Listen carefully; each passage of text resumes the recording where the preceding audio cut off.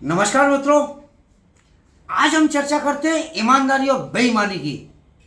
मैं आपको एक कहानी सुनाता हूं जिसके अंदर कुछ सत्यता भी है और एक महाराज जी हैं, वो भी अक्सर इसको सुनाने लग गए हैं या पहले से सुनाते होंगे, लेकिन मैंने अपनी ये कहानी अपनी माँ को सुनाई थी एक दिन।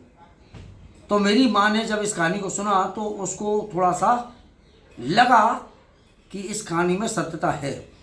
तो मित्रों, बात ऐसी है कि एक सज्जन सिंचाई विभाग में सरकारी नौकरी पर थे। उनके पास अधिकार था कि किस टैल पे पानी छोड़ना है, किस टैल पर पानी नहीं छोड़ना।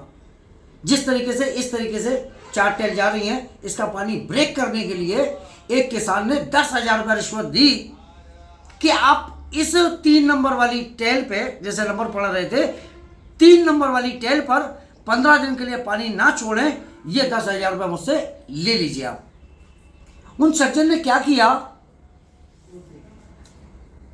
पैसा हाथ में लिया और उसको बड़े प्यार से देखा और ईश्वर का धन्यवाद दिया कि ईश्वर, जब आप मुझको ये 10,000 रुपया बेईमानी का भेज सकते हो तो ईमानदारी का भी आप भेजोगे। उन्होंने वो 10,000 रुपये उस किसान को वापस दे दिया। बोले, मैं अपने सिद्धांतों से समझौता नहीं कर सकता और मुझे ईमानदारी का पैसा कमाना है और ईमानदारी के पैसे से ही मैं आगे बढ़ूंगा। बात आई गई हो गई, वो अपने सिद्धांतों पर टिके रहे।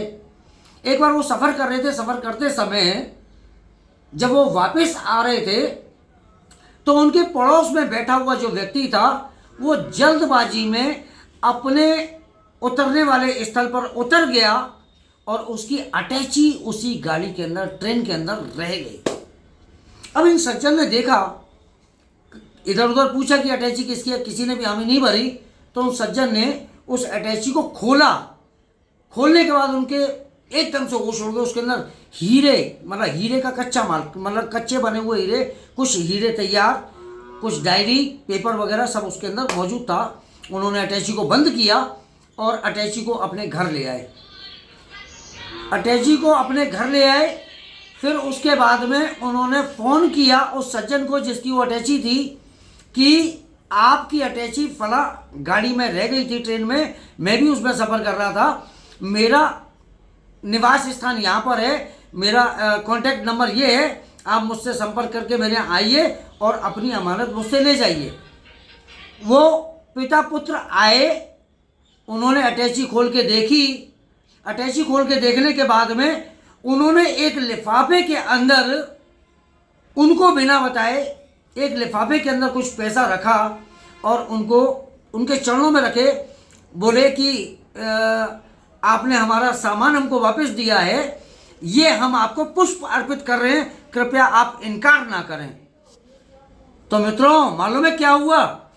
उस ईमानदार व्यक्ति ने क्या कहा? उस ईमानदार व्यक्ति ने कहा कि इस लिफाफे के अंदर 10,000 रुपया है।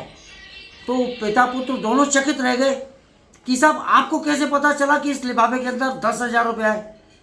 तो उस सज्जन ने बताया कि जिस दिन मेरे हाथ में बेईमानी का 10,000 रुपया आया था ना, मैंने उसी दिन निर्णय कर लिया था कि जब मैं बेईमानी का पैसा नहीं ले रहा हूँ तो ईश्वर मुझको ईमानदारी का पैसा देगा।